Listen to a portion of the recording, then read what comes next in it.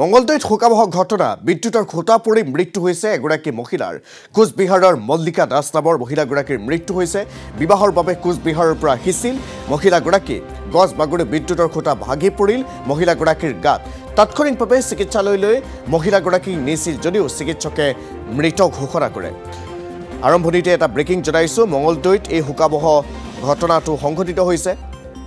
বিদ্যুতৰ খুঁটা পৰি মৃত্যু হৈছে এগৰাকী মহিলাৰ কোচবিহাৰৰ মল্লিকা দাস নামৰ মহিলাগৰাকীৰ মৃত্যু হৈছে বিবাহৰ বাবে কোচবিহাৰৰ পৰা আহিছিল মহিলাগৰাকী গছ বাগৰি বিদ্যুতৰ খুঁটা ভাগি পৰিল মহিলাগৰাকীৰ গাত তাৎক্ষণিকভাৱে চিকিৎসালয়লৈ মহিলাগৰাকীক নিয়া হৈছিল যদিও চিকিৎসকে মৃত বুলি ঘোষণা কৰে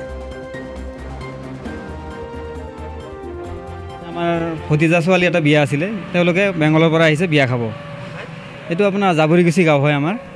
জাবৰিগছি গাঁৱত আমাৰ ঘৰ তেওঁ তাৰ পৰা আহি আপোনালোকে তাতে সুইচ গেট চাব গৈছিলে এই বাজানি যেটো নেকি সুইচ গেট আছে সুইচ গেটটো চাব গৈছে সুইচ গেট চাব যাওঁতে তাতে এনেকুৱা মানে গছ কাটি আছিল আৰু গছ কাটি থাকোঁতে তেওঁলোকে ৰাস্তা দি গৈ আছে তাতে ৰৈ আছিলে গছ কাটাৰ সময়ত ৰৈ থাকোঁতে আপোনাৰ গছটো যেতিয়া কাটিলে কাটাৰ পিছতে আপোনাৰ মানে হেৰি হৈ গ'ল আৰু এটা খুঁটা ভাঙিছে তাৰ লগত যেটো নেকি কাৰেণ্টৰ ৱায়াৰ আছিল লাইনৰ তাৰবিলাক যে আছিল এই তাৰে টানি আনি দুটা খুঁটা মাজত এৰি 3 নম্বৰ খুঁটাটো তেওঁলোকৰ ওপৰত আহি গ'ল মানে এনেকৈ এক্সিডেণ্টটো হৈছে আৰু